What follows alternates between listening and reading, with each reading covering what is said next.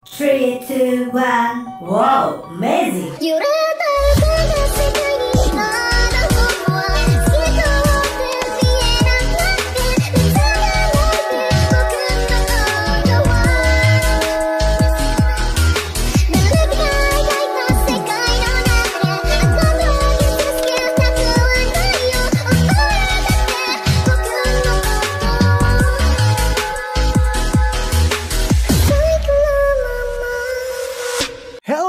Hello my friend, Monami watashi no tomodachi. Balik lagi di cerita manhwa. Kita akan melanjutkan cerita dari I Have to Be a Monster. Tapi sebelum itu, gue mau ucapin thank you dulu nih buat kalian semua yang udah support gue melalui Super Thanks dan Saweria. Pertama-tama ada Adiu Fajar Al-Amin.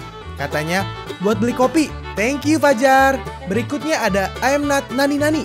Katanya, Bang, buat channel kedua, buat bahan manhwa kalau nggak salah. Sorry, cuma 1 kak. Siap, Nani-Nani. Gue udah buat channel untuk manhwa, jadi jangan lupa untuk subscribe ya. Buat kalian yang mau support channel ini dengan donasi, kalian bisa pilih antara Super Thanks atau Saweria. Tapi bagusnya sih Saweria ya, karena potongannya cuma 5%. Kalau Super Thanks, 30%. Untuk Saweria, kalian bisa klik di pojok kiri atas. Atau kalian bisa cek di kolom deskripsi. Tapi untuk support, nggak harus dalam bentuk donasi. Dengan kalian menonton sampai habis dan memberikan like di video ini, itu udah sangat membantu mensupport channel ini. Kalian juga bisa join di grup Telegram dari komunitas Cerita Manhwa. Di situ kalian bisa sharing dan berbagi cerita dengan teman-teman baru. Dan nanti kalau gue ada masalah apa-apa tentang channel ini, pertama-tama gue pasti akan menginfokan terlebih dahulu di Telegram. Misalnya kayak gue telat upload, atau apalah itu. Makanya langsung join di grup Telegram ya. Tanpa perlu berlama-lama lagi, kita akan mulai aja ceritanya. Melanjutkan cerita sebelumnya, di mana Xiaokyu telah berhasil membunuh monster ini. Sistem melaporkan bahwa penyerangan sarang penetas induk laba-laba rim rahasia level 4 telah selesai, dan hadiah misi adalah kaki laba-laba. Mereka yang selamat akan dikirim keluar rim rahasia secara otomatis. Kita berpindah ke kota Dahe. Yang Qian berjalan di kota Dahe sendirian. Meski sudah lebih dari 2 jam sejak teleportasi dari rim rahasia, aku masih merasa seperti mimpi. Setelah bangun dari koma akibat tekanan spiritual, kami semua dipindahkan keluar dari rim rahasia. Kapten yang terluka parah segera dilarikan ke rumah sakit. Aku pergi karena tidak terluka, tapi Xiaokyu tidak terlihat. Dia nggak mati kan? Tiba-tiba Yang Qian kaget melihat sosok Xiaokyu dari kejauhan. Hah? Xiaokyu? Xiaokyu berkata, setelah keluar dari rim rahasia, sistem mengirimku ke kota Dahe. Aku berpikir mencari rumah untuk menetap, tapi harga sewa untuk sebuah kamar paling murah adalah $3.200 per bulan. Di kehidupanku sebelumnya, aku tidak perlu memikirkan ini, karena ada orang lain yang menanganinya untukku. Setelah aku melawan monster, aku tidak khawatir akan kekurangan uang. Aku nggak paham konsep mengenai uang dan berbagai hal lain di dunia manusia. Sekarang akan menjadi sulit bagiku untuk mandiri di tengah masyarakat. Tiba-tiba ada suara terdengar. Xiaokyu, Xiaokyu! Xiaokyu mendengar Yang Qian memanggilnya. Kau healer dari rim rahasia itu kan? Healer itu? Aku ini punya nama tahu. Namaku adalah Yang Qian. Kau lebih baik mengingat namaku. Tapi syukurlah, kau nggak apa-apa. Kau sedang memperhatikan daftar sewa rumah? Apa kau sedang mencari tempat tinggal? Iya. Apa kau tidak punya kerabat atau teman di kota Dahe? Nggak ada. Begitu ya. Kalau begitu, ikut aku aja. Kota Dahe baru didirikan setelah bencana selesai. Kota ini baru berusia 40 tahun. Namun dengan meningkatnya perkembangan urbanisasi, area kota lama yang sebelumnya tidak ditinggali, kini justru menjadi pemukiman warga desa. Salah satu diantaranya adalah rumahku. Kau tidak perlu khawatir, ada ruang terpisah untuk kau tinggali. Jadi kau tidak perlu merasa sungkan. Xiaokyu melihat rumah keluarga dari Yang Qian dan berkata, itu medali yang diterima ayahku saat dia pensiun. Dia seorang hero dan sekaligus tentara. Dibandingkan profesional sepertiku yang hanya level 2, ayahku jauh lebih kuat. Dia adalah seorang profesional jarak dekat, level 5, dan juga telah ikut serta dalam banyak pertarungan, seperti pertarungan Snowhall dan Yongmen Pass. Ayah juga pernah bilang kalau dia pernah bertarung bersebelahan dengan The Max. Ayah bilang mereka bahkan tidak hanya berkemah bersama, tapi juga makan makanan dari panci yang sama. Meskipun dia menceritakan itu saat aku masih kecil. Kalau dipikir lagi, aku nggak tahu apakah itu benar atau enggak. Sekarang saat aku memikirkannya, itu semua pasti hanya kebohongan. Lagi pula, ayahku sangat suka minum. Dan mungkin itu hanya kata-kata yang dia ucapkan saat dia mabuk. Mustahil The Max akan berkemah dan makan bersama dengan seorang hero rank rendah. Xiaokyu bertanya, lalu di mana ayahmu sekarang? Oh, dia sudah meninggal. Perang saat itu membuatnya banyak menderita. Secara fisik, lukanya mungkin sembuh, tapi dia kehilangan banyak vitalitas. Dia meninggal tak lama setelah dia keluar dari pasukan. Xiaokyu bertanya lagi, Lalu di mana ibumu? Ibu meninggal saat dia melahirkan adikku. Tidak perlu menunjukkan wajah seperti itu. Itu sudah terjadi beberapa tahun yang lalu. Kau bisa lihat kan? Aku hidup dengan baik sekarang. Tunggu apa lagi? Ayo masuk. Kau tunggu sebentar ya. Aku akan mengambilkan selimut. Tapi cuman ini yang aku punya. Kalau untuk pakaian, seperti celana dalam atau piyama, kau harus membelinya sendiri. Ruang di sisi kiri ini kosong, dan kau bisa tinggal di sana. Ruangan dan semuanya berada dalam kondisi yang baik. Jadi kau nggak perlu khawatir. Xiaokyu bicara dalam hati.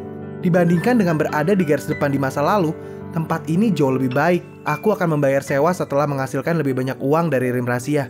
Qian Liu bertanya, siapa ini? Yan Qian menjelaskan, Qian Liu, ini adalah Xiao Liu. Kau gak perlu khawatir, karena dia adalah rekan yang aku temui di rim rahasia. Dia baru datang ke kota Dahe dan tidak punya tempat tinggal. Jadi, dia akan tinggal dengan kita di sini selama beberapa hari. Rekanmu? Dia sepertinya bukan bagian dari kelompokmu sebelumnya. Kau baru bertemu dengannya kan? Bagaimana kau bisa membawa seseorang yang baru kau temui untuk menginap di rumah kita? Qian Liu pergi dan langsung masuk ke kamarnya. Yan Qian berkata, maafkan sikapnya. Sebenarnya, Qian Liu itu adalah gadis yang baik.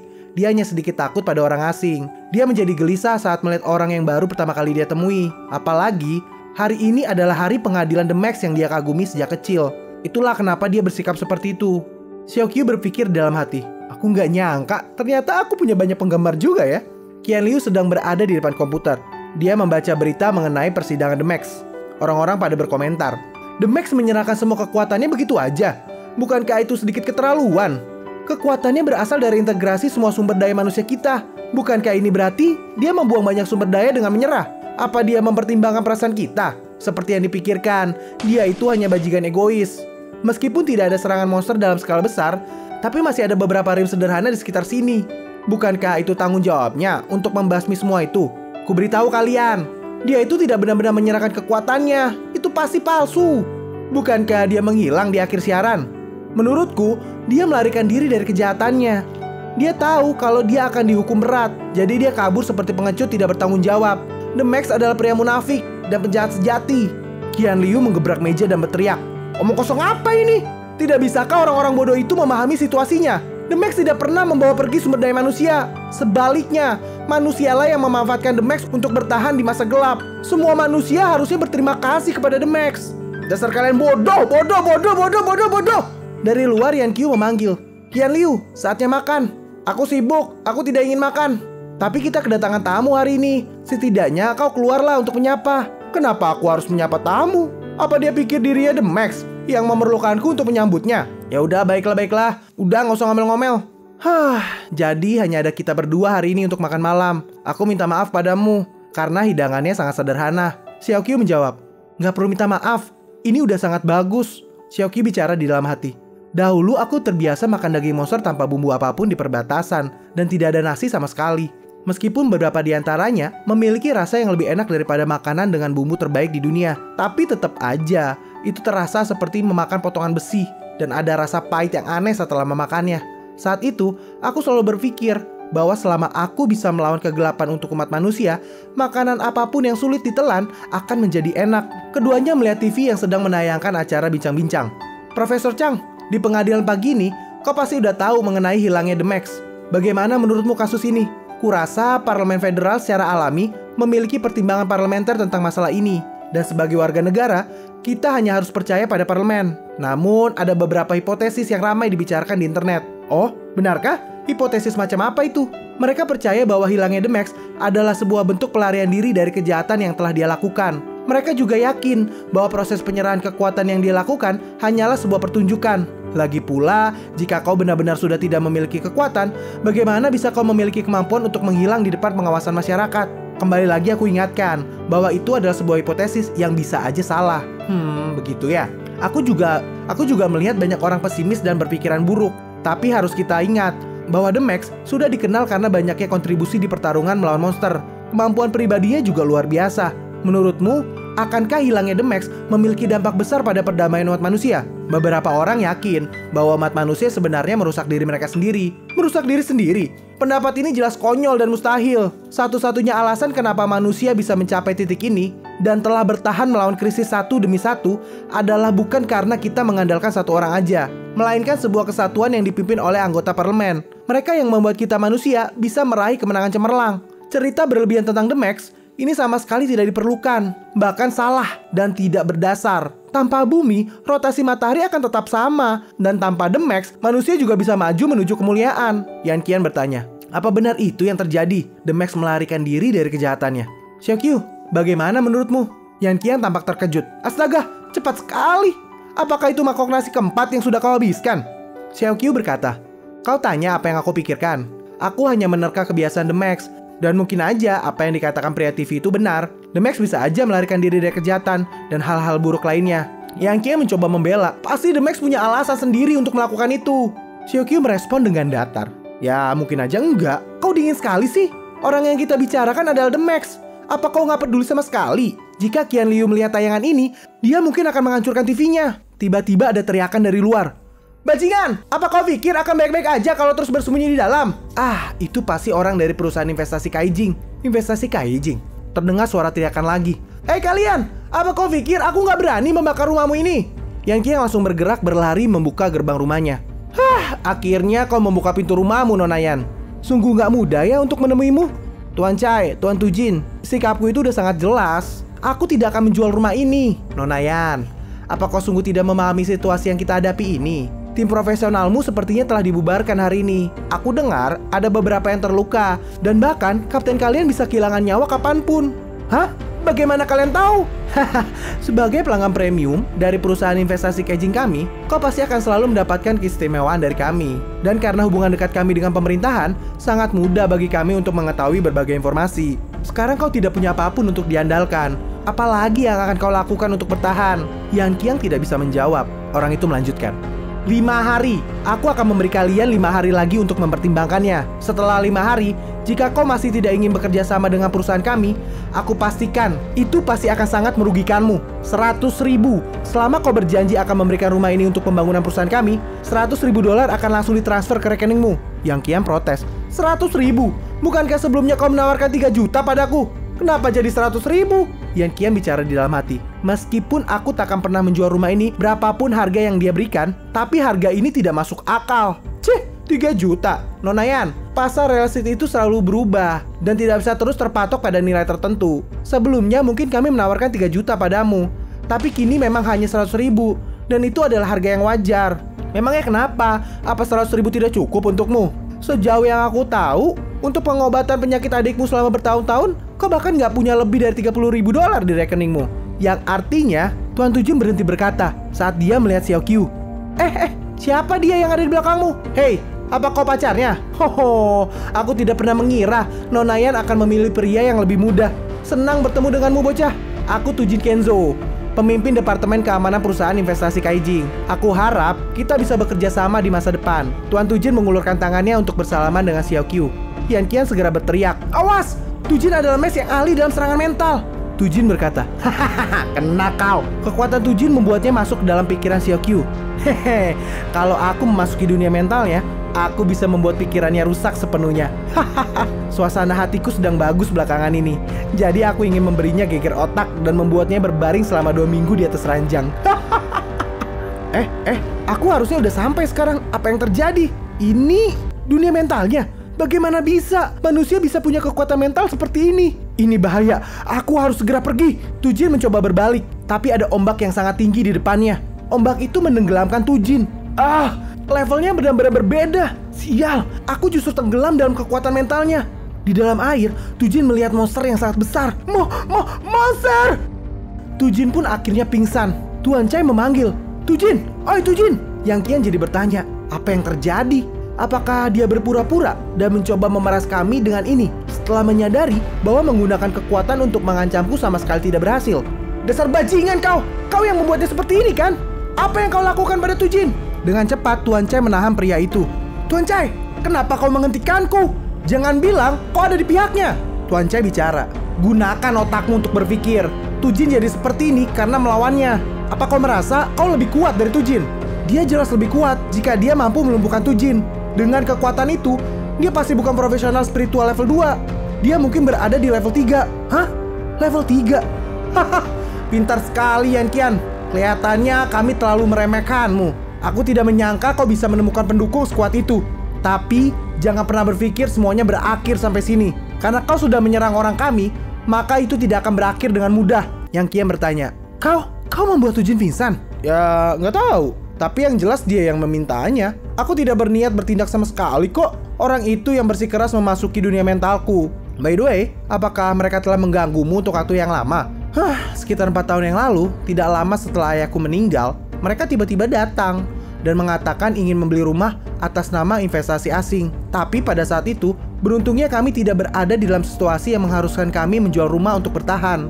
Hal itu membuat mereka terus mencoba merobos masuk rumah saat aku nggak ada dan mengancam adikku. Untungnya, aku kemudian menjadi profesional level 2 dan bergabung dengan tim Kapten Song. Dengan Kapten Song yang terus-menerus mengancam mereka tidak lagi berani mencari masalah. Tapi, aku tidak mengira mereka akan langsung datang setelah mengetahui bahwa Kapten Song telah terluka. Xiaoqiu bertanya, bagaimana dengan pemerintah? Sejauh yang aku tahu, keturunan hero sepertimu, entah dalam militer maupun non-militer, harus diberikan perlakuan istimewa. Dalam hatinya, saat itu aku yang mempromosikan kebijakan perlakuan istimewa untuk keluarga prajurit. Yan Qian berkata, perlakuan istimewa? Jika perlakuan istimewa itu benar ada dan berhasil, kenapa mereka masih ada di sini? Daripada memperlakukan kami warga biasa dengan baik, akan lebih menguntungkan kalau membela orang-orang yang seperti mereka. Mereka itu dapat membawa kekayaan. Contohnya perusahaan Caijing. Oh, begitu ternyata. Berpindah ke dapur, Xiaoqiu sedang sibuk mencuci piring. Yan Qian berkata, kau tidak harus melakukan ini. Xiaoqiu berkata, seorang memberitahuku sebelumnya, kalau kau sudah dibantu oleh orang lain, maka kau harus melakukan sebanyak mungkin untuk menunjukkan rasa syukurmu. Aku tinggal di rumahmu dan makan makananmu. Sudah sewajarnya aku membantumu mencuci piring.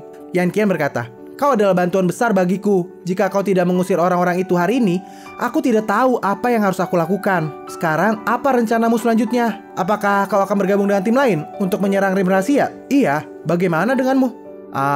Aku sih masih berharap Kapten Song segera sadar. Jika tidak, aku tidak punya pilihan lain selain mencari tim lain yang bisa diandalkan. Seperti yang kau tahu, para tim di Rim Rahasia itu saling bersaing. Bahkan ada situasi yang mengerikan, seperti rekan yang akan menusuk dari belakang. Meski berdasarkan pada kata-kata The Max, hukum federal telah menetapkan bahwa manusia tidak diizinkan untuk saling membunuh. Tapi di dalam Rim Rahasia, kita tidak akan bisa mengandalkan siapapun untuk berjaga-jaga selain diri kita sendiri. Xiaoqiu, jika aku bisa menemukan tim yang bisa diandalkan, aku pasti akan merekomendasikan mereka padamu. Oke, Xiaoqiu bicara di dalam hati. Sayangnya, dari saat aku melangkahkan kakiku ke jalan monster, aku tahu, tidak peduli sekarang atau nanti, tidak ada seorang pun yang bisa bertarung berdampingan dengan monster. Tiba-tiba ada notifikasi dari sistem. Ini adalah sebuah tugas. Rim Rahasia Net Dweller level 4. Dikatakan ini bukan tugas tantangan, tapi keuntungan yang tidak bisa dibayangkan mungkin datang jika kau menyerang Rim Rahasia ini. Dan persyaratannya adalah bersihkan Rim Rahasia itu sendirian. Sisa waktu 30 menit. Dengan pemberitahuan sistem, Xiaoqiu langsung pergi ke Rim Rahasia yang ditunjukkan oleh sistem. Xiaoqiu bicara di dalam hatinya. Untung sistem punya gerbang teleportasi. Jadi aku bisa masuk Rim Rahasia manapun dan kapanpun tanpa permintaan atau pemeriksaan resmi. Berpindah ke dalam Rim Rahasia. Gaya Rim Rahasia ini seperti era Eropa menengah. Xiaoqiu melihat 2 patung gargoyle yang ada di sana. Sistem memberitahukan bahwa itu ada Scarlet Gargoyle level 3. Saat tidak ada musuh, mereka terlihat seperti patung. Tapi saat orang lewat, dia akan menjadi monster yang ganas. Xiaoqiu berpikir, batu gargoyle seperti monster. Tubuh mereka kuat dan tidak mempan pada sihir. Gak peduli dengan kekuatan fisik atau sihir, ini akan sulit untuk menanganinya. Jika tim Kapten Song bertemu dengan batu gargoyle ini, mereka udah dipastikan akan tewas. Segera gargoyle itu menyerang Xiaoqiu. Sayang sekali, kalian malah bertemu denganku. Xiaoqiu langsung membunuh 2 gargoyle ini. Tapi itu tidak berakhir. Justru malah semakin banyak gargoyle yang datang. Dasar pengecut. Kalian beraninya keroyokan. Xiaoqiu menyerang satu persatu gargoyle ini hingga hanya menyisakan 1 gargoyle terakhir. Kenapa? Apa kau takut? Bukankah batu tidak punya perasaan? Xiaoqiu langsung merobek hancur gargoyle terakhir dan kemudian muncul patung yang lainnya. Sistem memberitahukan itu adalah patung Batulux level 4. Dibandingkan dengan gargoyle, patung Batulux berbeda. Dia diciptakan dengan baik dan patung ini memiliki daya hancur yang cukup baik. Patung itu berkata, kau ini demon, tapi tubuh dan penampilanmu seperti manusia. Penampilanmu itu justru membuatku semakin ingin membunuhmu. Matilah kau! Pertarungan ini akhirnya berhasil dimenangkan oleh Xiaoqiu. Tidak beberapa lama kemudian, pintu terbuka dan sekelompok profesional masuk ke dalam Rim Rahasia yang sudah berantakan. Ketua, bukankah kau bilang Rim Rahasia ini baru muncul 12 jam yang lalu? Dan kita adalah tim pertama yang masuk. Iya, orang biro inspeksi sudah bersumpah padaku bahwa pintu rim rahasia ini masih tertutup sebelum kita masuk. Tapi tetua, aku yakin sebelum kita masuk ada bajingan gila yang udah datang kemari. Apa kau menemukan jejaknya? Ketua, lihat retakan yang ada di lantai ini. Tekstur tidak rata ini hanya bisa dilakukan oleh petarung jarak dekat, dan kerusakannya pasti disebabkan oleh senjata. Masalahnya, serangan senjata biasa tidak mungkin bisa membuat retakan sebesar itu. Jadi aku curiga patung batu ini dirobek oleh seseorang seperti kain dengan tangannya. Ketua itu terkejut. Apa? Menggunakan tangan? Ini mustahil. Ketua, kurasa yang dikatakannya adalah benar. Lihat itu. Patung batu Lux itu sudah mati tertancap di dinding. Berpindah ke Biro Inspeksi Rim Rahasia Kota Dahe. Direktur dan stafnya sedang mengadakan rapat. Direktur itu bicara, beberapa tim atau individu telah menghindari monitoring dari biro inspeksi kita dan memasuki rim rahasia tanpa registrasi. Hah? Bukankah ini hal yang bagus?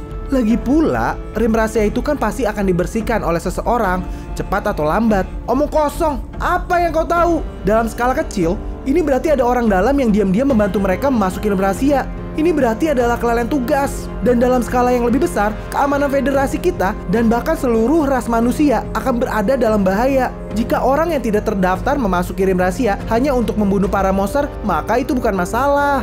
Tapi bagaimana jika dia dengan sengaja menyergap tim profesional di dalam rim rahasia?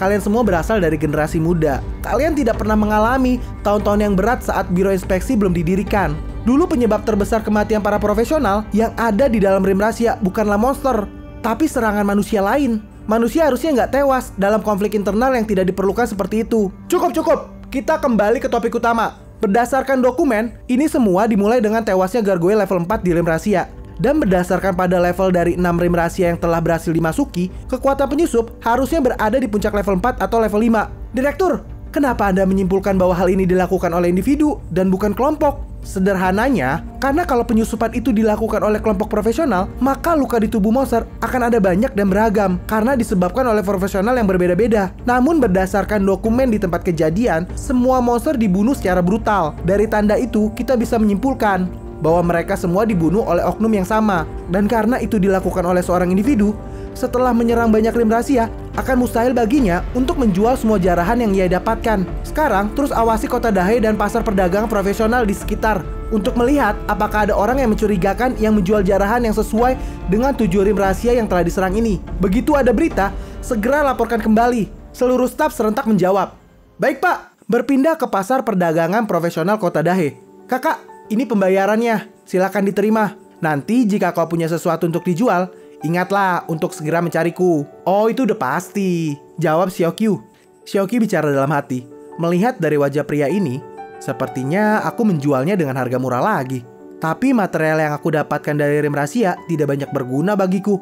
Yang terpenting, selama aku bisa menyelesaikan tugas yang sistem berikan, aku akan semakin kuat. Notifikasi sistem muncul. Tugas yang sebelumnya telah berhasil diselesaikan oleh Xiaokyu. Dan kini dia mendapatkan hadiah, yaitu tubuh ringan dan sayap gargoyle. Ditambah lagi, kekuatan tubuhnya +1. Xiaokyu berkata di dalam hati, dengan uang ini, aku bisa membayar uang sewa di rumah Yan Qian. Tiba-tiba, Xiaokyu mendengar suara Yan Qian.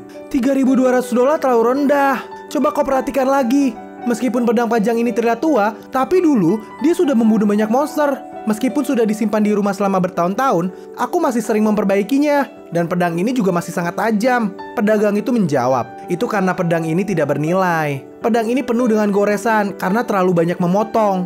Pedangnya juga tipis. Aku bahkan khawatir pedangnya bakal patah setelah beberapa kali penggunaan. Aku cuma bisa menerima ini sebagai barang loak aja, nggak lebih. Yan Qian menjawab, loakan? Pedang yang ditinggalkan ayahku dulu dianggap barang loak. Ah, kau terlalu terlihat menyedihkan. Jadi lupakanlah, aku akan mengambil pisau ini seharga 3.500. Bagaimana? 3.500? Yan Qian bicara di dalam hati.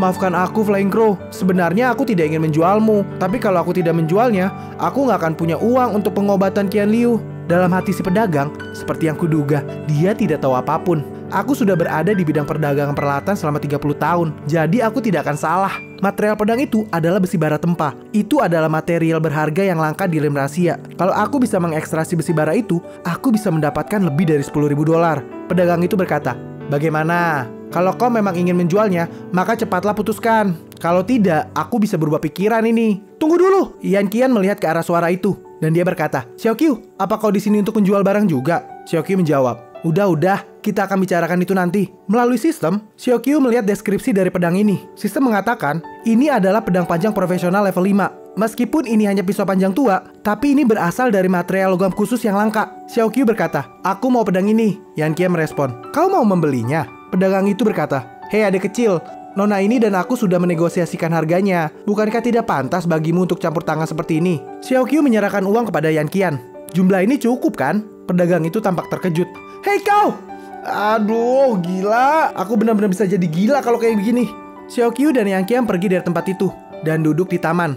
Yan Qian berkata, jika Xiaoqiu yang membelinya, aku akan memberinya seharga $1.500 aja. Kamu telah menyelamatkan hidupku lebih dari sekali. Aku tidak bisa membalas budi dengan harta, karena bantuanmu terlalu besar bagiku.